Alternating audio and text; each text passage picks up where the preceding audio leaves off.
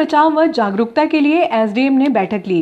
बंजारा बस्ती व इंद्रपुरी कॉलोनी में 2 संदिग्ध मिले। पास तेल है, केरोसिन है, उसको उसकी लेयर जम जाएगी तो क्योंकि लेयर पे फिर मच्छर बैठ ही नहीं पाएगा। देखिए तेल क्या होता है, हल्का होता है, तेल ऊपर आ जाएगा पूरा, आप लोग ज़्यादा जानते हैं। तो मच्छर उसके अंदर नहीं जाए, मच्छर अंडे कहाँ देता है, अंदर पानी में देता है। तो आप तेल ले देंगे तो ऊपर लेयर बन जाएगी। तो मैंने भी अपनी टंकी में क्या कर रखा है, भले ही मेरी टंकी कवर्ड है लेकिन मैंने उसमें भी तेल डाल रखा है, थोड़ा सा मतलब मीठा तेल, जिससे कि एक परत बन गई है उसमें और उससे लार्वा बनने का कोई खतरा नहीं है। ठीक है, ये भी अपन छोटे छोटे उपाय कर सकते हैं। जैसे हालांकि कितना प्रमाणिक है उसकी जानकारी नहीं है मुझे, लेकिन कपूर और कोकोनट ऑयल का बोलते हैं लोग कि पैर वैर में लगा के रखना चाहिए। जो मच्छर वो होता है, मैंने एक और चीज़ पढ़ी थी कि वो ज़्यादा ऊपर नहीं उठ पाता, वो एक मच्छर जो होता है इतना ही चलता है, पैर में ही काटता है। हमें प्रोटेक्ट पैर को भी करना है और हाथ चीज़ें स्पष्ट रखेंगी। जो मच्छर काटता है ज़्यादा पैर में काटता है, वो ज़्यादा ऊंचा नहीं उड़ पाता मच्छर। तो अपन को कोशिश करना है कि अपन नारियल वगैरह का जो तेल है वो लगा के रखे, कपूर वगैरह के साथ मिक्स करके। तो उससे भी क्या होता है, उसकी सुगंध से वो दूर जाएगा। कितना के प्रमाणिक उसकी जानकारी नहीं है कि जो पेपर वगैरह में जो पढ़ा है सुना है उस बारे को आपको शेयर कर रहा हूँ। उससे ज़्यादा कई उपाय आप लोग भी जानते होंगे। देखिए घातक बहुत होता है डेंगू, इसलिए अपन लोग चर्चा कर रहे हैं। प्लेटलेट्स एकदम से गिरते हैं और एकदम मारक क्षमता इसकी बहुत ज़्यादा है, इसलिए अपन को पहली स्टेज में इसको पकड़ना और पहली बार उससे भी पहले उसको प्रिवेंट करना, इसकी रोकथाम करना बहुत ज़रूरी है। तो सूचना आप करा दीजिएगा नीलेश, आप बैठ जाइएगा डॉक्टर साहब के साथ में और एक मैसेज टाइप डेवलप करा लीजिएगा, इस पैम्फलेट की जानकारी भी आ जाए और जो लोग जन सामान्य के लिए जो इम्पोर्टेंट है वो आ जाए। ठीक है। डेंगू से बचाव व नागरिकों में जागरूकता लाने के लिए मंगलवार को एसडीएम की अध्यक्षता में सर्किट हाउस में बैठक आहूत की गई। बैठक में स्वास्थ्य विभाग, नगरपालिका, महिला व बाल विकास व मलेरिया नियंत्रक टीम के सदस्यगण व नगरपालिका के मेट मौजूद थे। एसडीएम ने सभी विभाग के अधिकारियों व कर्मचारियों को मोबाइल 24 घंटे चालू रखने के निर्देश दिए। मोबाइल नंबर नोट कर लीजिए, आप भी कर लो, आप ना ग्रुप पे भी डाल देना कुछ भाई।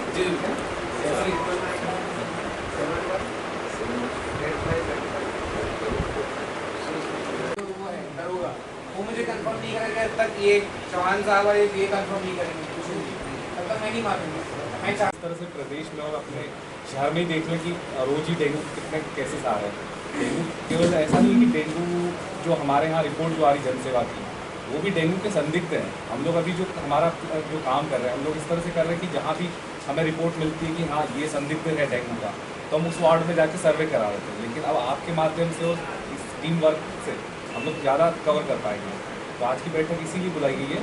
तो जैसे कि सर ने बताया कि डेंगू का जो वायरस होता है ये क्या कैसे फैलता है, ये एक मच्छर के द्वारा फैलता है। एडिस नामक मच्छर होता है जो डेंगू, मलेरिया, चिकनगुनिया तीनों का वाहक होता है ना। तो मच्छर जो होता है मादा मच्छर होता है ना, तो ये साफ पानी में अपने जो है लार्वा देता है। तो इसीलिए हम लोग ये बात कर रहे हैं कि साफ पानी को हम लोग इकट्ठा होने नहीं दें, कि उसका ब्रीडिंग प्लेस बनने ही नहीं दें, क्योंकि वहाँ से अगर उत्पत्ति होने लग गई तो वो फैलाएगा, है ना। इसीलिए आज आप लोग इसमें रोकथाम यही कर सकते हैं कि आप पानी को इकट्ठा होने नहीं दीजिए और लोगों को जागरूक करें।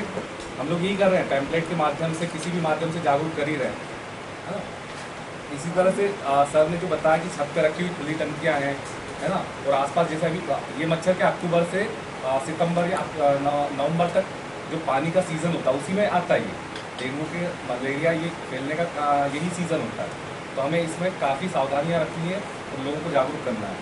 और आप जैसे एक हमने हमारे विभाग से टेमाफास की दवाई दिया है ना, तो वो उसका जिस तरह से बताया है कि 2 ml 10 लीटर में डाल के अपने को उसको छिड़काव करना है।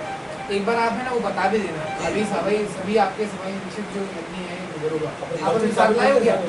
अपने साथ लाए हो? डेंगू से बचाव व नागरिकों में जागरूकता लाने के लिए एसडीएम आशुतोष गोस्वामी की अध्यक्षता में मंगलवार को सर्किट हाउस में बैठक आहूत की गई। बैठक में बीएमओ डॉक्टर कमल सोलंकी, सीएमओ सीएस जाट, परियोजना अधिकारी मुकेश वर्मा मौजूद थे।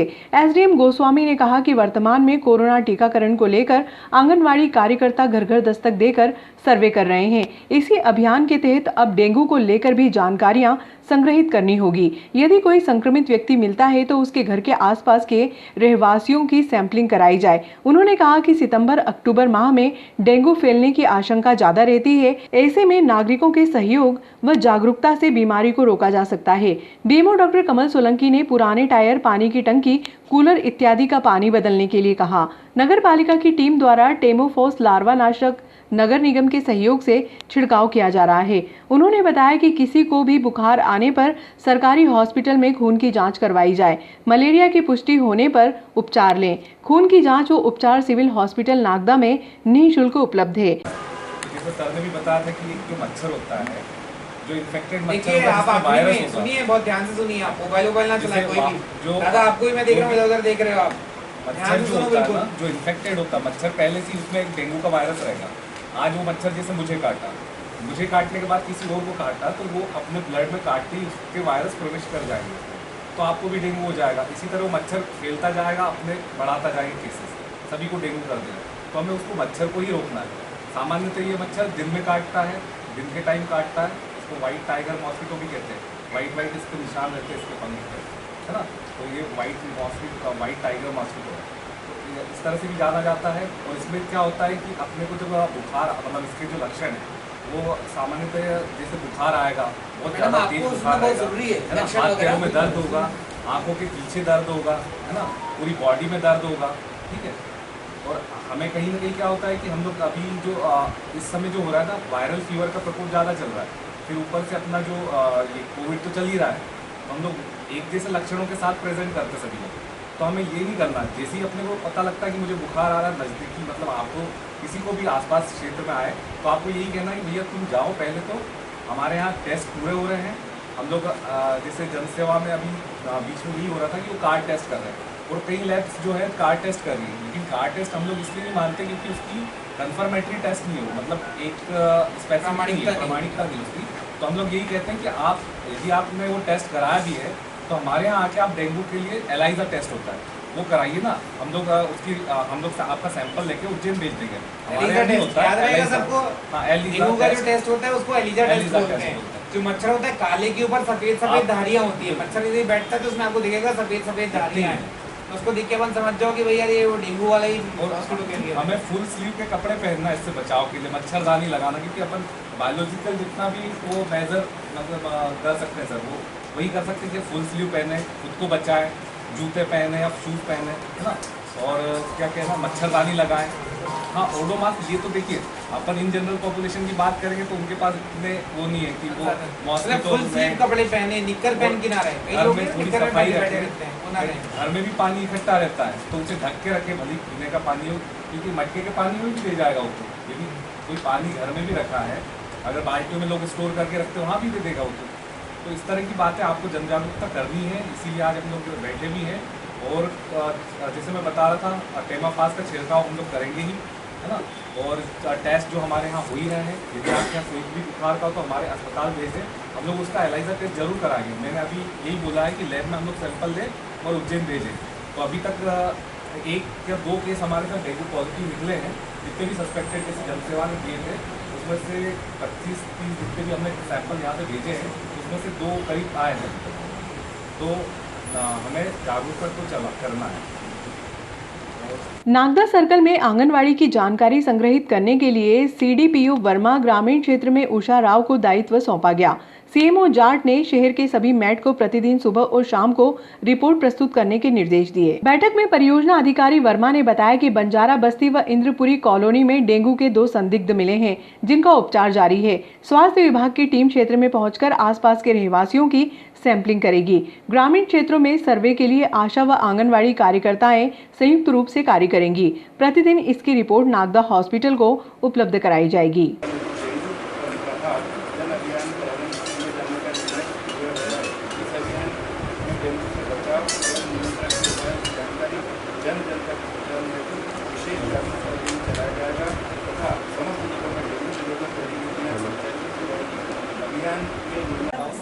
बंजारा बस्ती का कौन है भाई, कौन है बंजारा बस्ती? मध्य प्रदेश शासन के निर्देशानुसार दिनांक 15 सितंबर से डेंगू पर प्रहार करके एक कार्यक्रम का शुभारंभ किया जाएगा, जिसमें कि प्रशासन के विभिन्न अंग, चाहे स्वास्थ्य विभाग हो, नगरीय निकाय हो एवं राजस्व विभाग हो, सभी लोग मिलके और महिला आंगनवाड़ी कार्यकर्ता भी सब लोग मिलकर के घर घर जागरूकता का काम करेंगे। जैसा कि विदित है कि डेंगू, चिकनगुनिया, मलेरिया के जो मरीज़ हैं लगातार बढ़ते जा रहे हैं। नागदा में नहीं तो आसपास तो केसेस आ ही रहे हैं, नागदा में भी कुछ संदिग्ध केसेस आए हैं। तो ये ज़रूरी है कि हम लोग ये तीनों ही बीमारियाँ, डेंगू, चिकनगुनिया, मलेरिया, जिनके तीनों घातक की श्रेणी में आती हैं, जिसमें कई लोगों की मौत भी होने की संभावना रहती है, तो हम लोग मिलकर एक जागरूकता का काम करें और इससे किस प्रकार बच सकते हैं, रोकथाम में क्या क्या कर सकते हैं, उसके उपाय पे हम लोग ध्यान दें।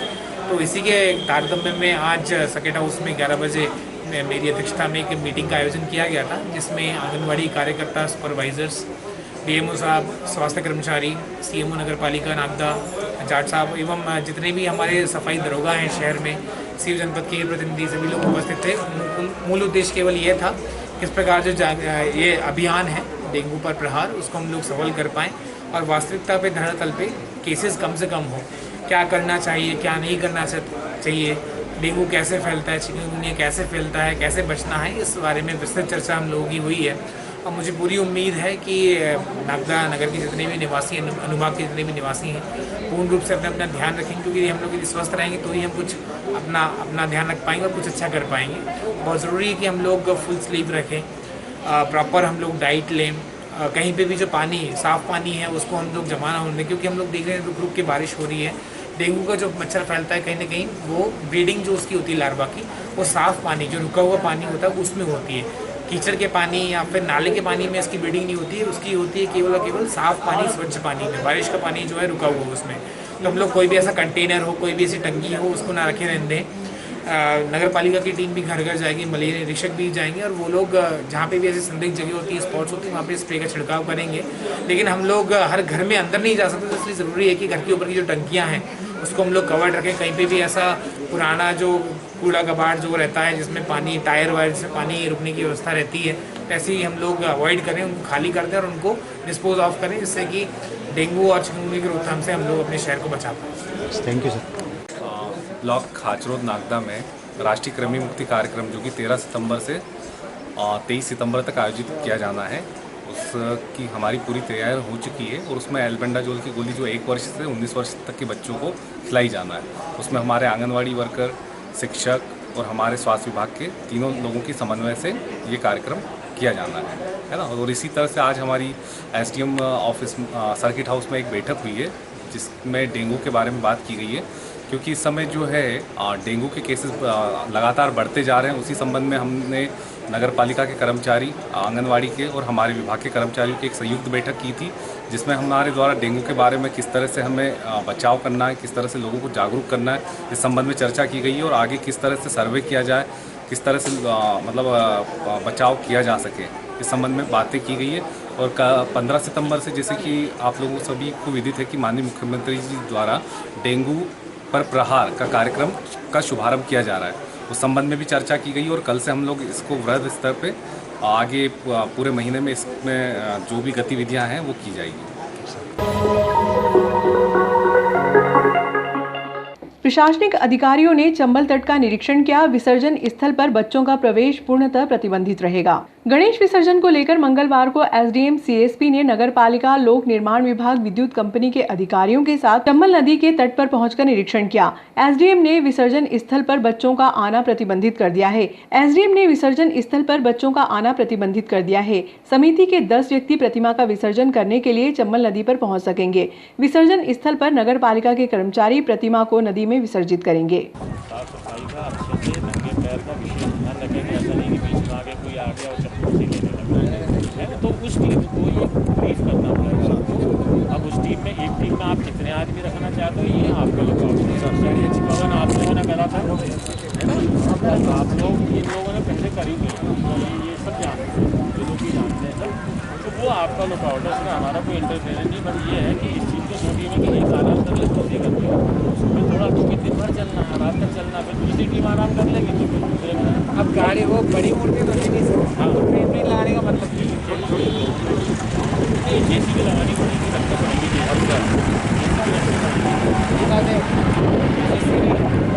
एक ही काफ़ी है, पिछले मैंने 2 रखे, एक ही काफ़ी है। नहीं, नवरात्रि में अपन एक रखी, नवरात्रि के बाद छोटी है।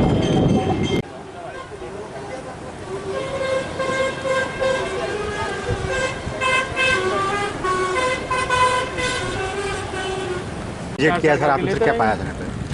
जैसा कि गणेश उत्सव चल रहा है सभी जगह पे और अनंत चतुर्दशी पे बड़ी संख्या में लोग आते हैं, विसर्जन करते हैं, जो कि शासन की गाइडलाइन है 9 सितंबर को जो जारी हुई थी उसके अनुसार ही गणेश उत्सव का आयोजन नागदा में किया जा रहा है और विसर्जन भी इसी की गाइडलाइन के अंतर्गत किया जाएगा। आज CSP साहब नागदा, TA साहब नागदा, CMO साहब नगरपालिका नागदा, सभी नगरपालिका और पुलिस के दल के द्वारा आज हमारे साथ पत्रकारों की बंधुओं की मौजूदगी में आज निरीक्षण किया गया। जो आप देख रहे हैं चंबल नदी का जो तट है, जो अपना चामुंडा माता मंदिर का मंदिर है, वहीं पे ज़्यादातर लोग संख्या में आते हैं, विसर्जन करते हैं। पिछली बार भी जो कुछ कमियाँ थी उस पर हम लोग सीख करके आगे सुनिश्चित करेंगे कि व्यवस्था माकूल रहे, अच्छी रहे और शांतिपूर्वक सब तरह से विसर्जन का उत्सव हो जाए। इस बार खड़े हुए हैं वहाँ पे भी पत्थर वगैरह हैं, तो यहाँ पे चूरी वगैरह बिछा के इसको लेवल किया जाएगा, जिससे कि आराम से आके जो भक्त लोग हैं विसर्जन कर पाए।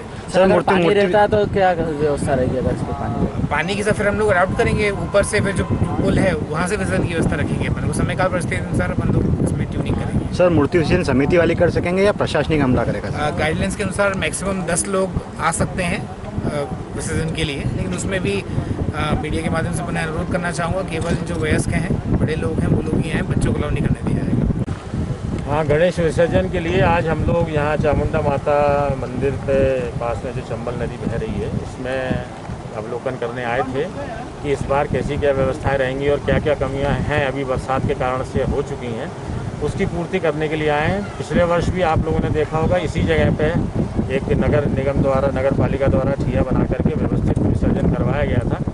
इस बार भी हम लोग सोच रहे हैं कि अच्छे से और बढ़िया विसर्जन हो सके, क्योंकि इस बार मूर्ति स्थापना वालों को भी विसर्जन का अवसर दिया गया है और ये डिपेंड करेगा उस दिन बारिश और पानी पे कि कितना बारिश कितना पानी रहेगा, और भगवान की दुआ से सब हर्षोल्लास से और शांतिपूर्वक और सुरक्षात्मक रूप से मूर्तियों का विसर्जन कराने में हमें सहयोग मदद करेंगे। जो गणेश विसर्जन का स्थल जो देखा गया है चामुंडा मंदिर के पास में नदी में, तो श्रीमान SDM साहब के द्वारा और CSP साहब द्वारा निर्देश दिया गया है कि जो पूर्व में स्लैब बना था मिट्टी से, मुरम से, उसी प्रकार से बनाया जाएगा। आगे बैरिकेड्स वगैरह हैं वो भी हैवी लगाए जाएंगे। अब विसर्जन की प्रक्रिया बताते हैं कि शासन के निर्देश भी हैं कि समिति के द्वारा विसर्जन किया जाएगा और बच्चों का प्रतिबंध रहेगा। ये श्रीमान SDM साहब का निर्देश है और शासन का निर्देश। श्रीमान SDM साहब और CSP साहब, CMO साहब, नगर पालिका और पुलिस टीम के द्वारा चामुंडा माता मंदिर के पास जहाँ पे गणेश जी की विसर्जन किया जाएगा उस स्थल का निरीक्षण किया गया।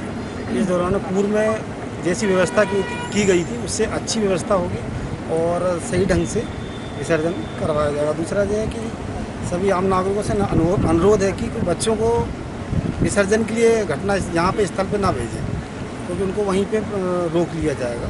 तो बड़े बुजुर्ग जो हैं वो आएँ और शासन के निर्देशानुसार जो 10 लोगों की नियम है उसके अनुरूप ही आएँ और यहाँ विसर्जन सही ढंग से कराया जाए। Thank you sir. आ गया।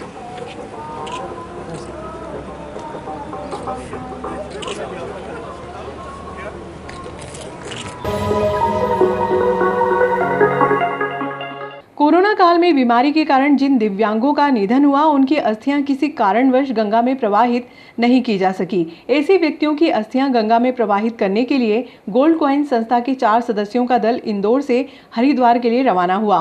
मंगलवार की दोपहर में संस्था के सदस्यों का स्वागत प्लेटफॉर्म नंबर 1 पर पुष्पमाला से किया गया। परिवार में भाव आया कि कोरोना काल में कुछ व्यवस्था ऐसी बनी कि हम लोग हमारे परिवार के जनों को भी दाग नहीं दे पाए, तो ऐसा हमको महसूस हुआ कि जिनको दूसरों को दाग दिया होगा उनको कैसे पहुंचाया जाए।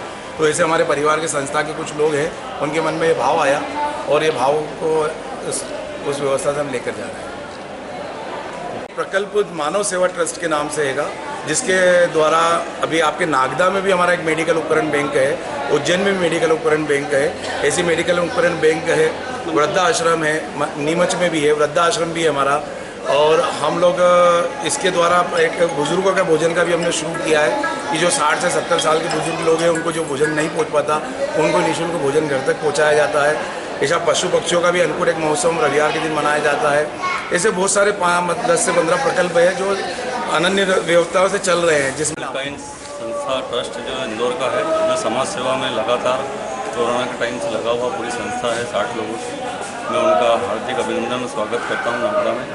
और इनके द्वारा जो कोरोना काल में जो मृत्यु हुई थी उनके अस्थि कलश हरिद्वार ले जा रहे हैं, ज़बरदस्त पुण्य का काम कर रहे हैं। इनको नमन करता हूँ और इस संस्था को बहुत बहुत साधुवाद।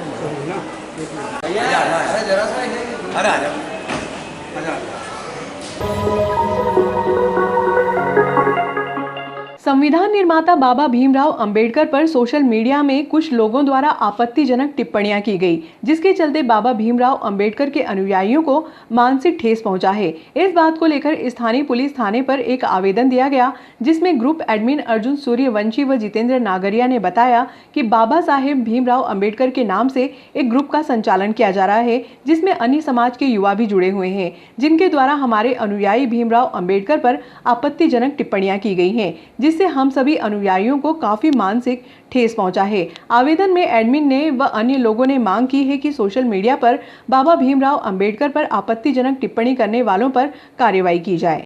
एक ग्रुप बना हुआ था जिसमें बागोनिया के 4 से 5 लोग थे जो उस ग्रुप में जुड़ गए, वो लिंक के माध्यम से। एक व्यक्ति ने बोला था कि जय भीम बोल के ना उस ग्रुप में जुड़ गया। उसके बाद 4 लोग और जुड़े, टोटल 5 लोग हो गए थे और पांचों ने बाबा साहब के ऊपर बहुत ही गंदी गालियों का प्रयोग करते हुए कमेंट की उसमें, और काफ़ी कम से कम 100 से 200 कमेंटें करी उन लोगों ने। जब हमारे द्वारा उनको बताया, समझा दिए गए कि भाई आप इस तरीके की कमेंट ना करें, तालमेल बैठा के रहें, तो उन्होंने हमसे भी गाली गलौज करी, हमें भी जाति सूचक शब्द बोले गए। उसी को लेकर आज हमने भीम आर्मी के माध्यम से थाने में PI साहब को ज्ञापन दिया है और उनके खिलाफ कायमी कार्रवाई है। आपके पास किसी प्रकार का कोई साक्ष्य है जिसके आधार पे आप कह रहे हैं कि गाली दी? जी, हमारे पास 14 पेज के स्क्रीनशॉट हैं। जो व्हाट्सएप ग्रुप था उसमें से हमने सारे स्क्रीनशॉट लिए और सबकी प्रिंट निकलवा के थाना प्रभारी महोदय को दी है। पुलिस थाना आलोड़ के द्वारा जो कार्रवाई की गई है, अगर इस कार्रवाई के अंदर इस कार्रवाई से आप संतुष्ट हैं? थाना प्रभारी द्वारा बताया गया है कि हम 2 से 3 दिन में पूरी जाँच करके इनके खिलाफ कार्रवाई करेंगे। अगर कार्रवाई नहीं होती है तो हम उग्र आंदोलन करेंगे और उनके ऊपर कार्रवाई करवाएंगे। थोड़ी देर पहले गोवर्धन पिता भगवान जी निवासी नेगरून थाना ताल क्षेत्र के रहने वाले भीम आर्मी के कार्यकर्ता हैं। इनके द्वारा अपने कार्यकर्ताओं के साथ आके एक आवेदन पत्र प्रस्तुत किया है, जिसमें मोबाइल नंबर 9981656283414123439109109817650934031872 7415223253 ऐसे 5 मोबाइल धारकों को खिलाफ शिकायत दी कि इनके द्वारा व्हाट्सएप ग्रुप पे सोशल मीडिया पे जो है बाबा साहब अम्बेडकर के खिलाफ अशोभनीय टिप्पणी की गई है। इसके खिलाफ कार्रवाई की जाए, इस संबंध में हमारे द्वारा जो है ये आवेदन लिया गया है और प्रथम दृष्टया मामला 188 IPC का पाया गया है, जो कि सोशल मीडिया पर भ्रामक प्रचार और अशोभनीय टिप्पणी करने का वो कायम कर विवेचना में ले लिया गया। किसी प्रकार का कोई साक्ष्य इनके द्वारा पेश किया गया? इसमें फोटोकॉपीज इनके द्वारा व्हाट्सएप ग्रुप की 14 पेज की प्रस्तुत की है, वो आवेदन पत्र के साथ चला गया। कितनों के खिलाफ आरोप पत्र दर्ज हुआ? 5 जो है मोबाइल नंबर धारक हैं, इनके खिलाफ प्रकरण पंजीबद्ध हुआ है। सर, इससे आपत्तिजनक